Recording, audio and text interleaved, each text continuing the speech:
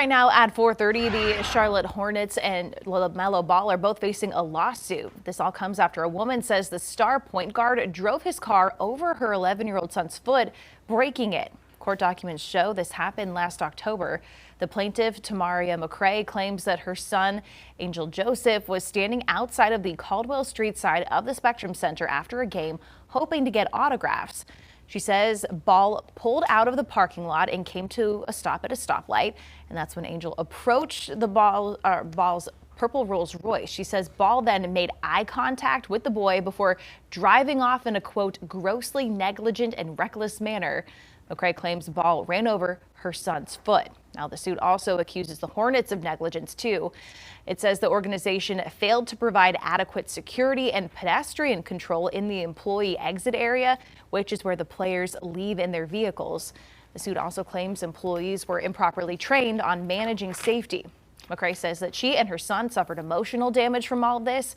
She also claims that she lost income while taking care of her son. McCrae is seeking $50,000 from LaMelo Ball. They also want the same payment from the Hornets. We have reached out to the Hornets for a comment, but have not heard back just yet.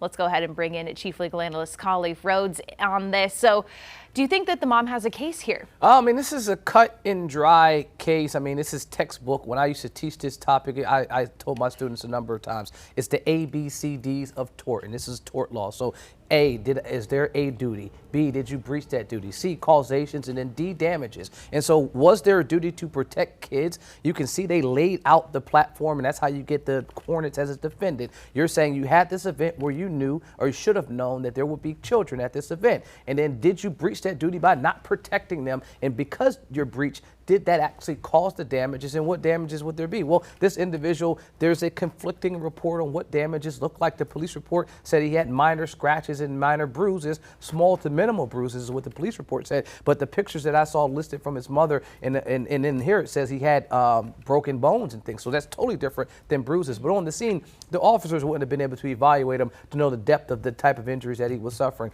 But this is at its very baseline. Not saying it would win or lose, but if the person walked into my office, I used to teach personal injury and practice it, I would have taken this case not just because it was LaMelo Ball, but it checked the individual boxes for a basic claim. Now, going further, being an NBA player isn't something that you say, oh, let me take another look at it to ensure they have a claim. Once you recognize they have a claim, you're going to file it all day. And then the last portion I'd say is you want to also sue anyone you can. So I'm going to sue him in his individual capacity and then also sue the team, because both of them could be held liable. And then I'd let the judge and anyone else determine who or what can stay in this case. So you're saying the team can be held liable for an individual player's behavior outside of a game when they were driving, quote, recklessly? It was because they had a team event. Now, if this was him outside on the park, you know, him just driving up 85 or something, different. But if you're at a team sanctioned event and you know at this team sanctioned event, you're going to have a number of folks in a public place,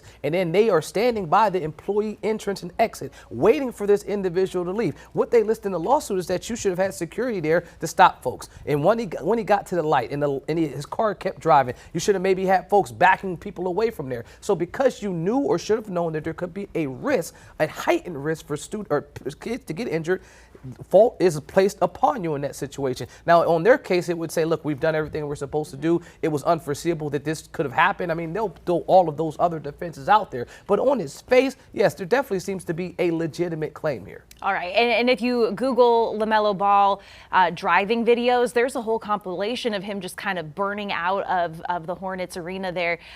What impact does video like that have on the case? Significant. I mean, you can see all his beautiful cars, and they're all extremely nice, but one car in particular is the purple Rolls Royce. This lawsuit alleges that a purple Rolls Royce is what he was driving. Well, there's a number of videos with him doing exactly what they mentioned, driving in a reckless manner. As soon as the light turns green, weaving in and out of traffic. If they can allege that's the same type of driving that he did on this incident, as soon as the light turned green, know that the student or the kid was there, ran over his foot, it's going to be hard for a trier of fact, which will be a jury in this case, because they're looking for a jury trial and seeking at a minimum $25,000 each. The mother's also seeking damages because she witnessed the incident. Well, yeah, and hard for a mom to have to witness that. She says her son had nightmares from it. We're still waiting to hear from the Hornets about that. So we'll see, Khalif, how this all shakes out in court. Thank you.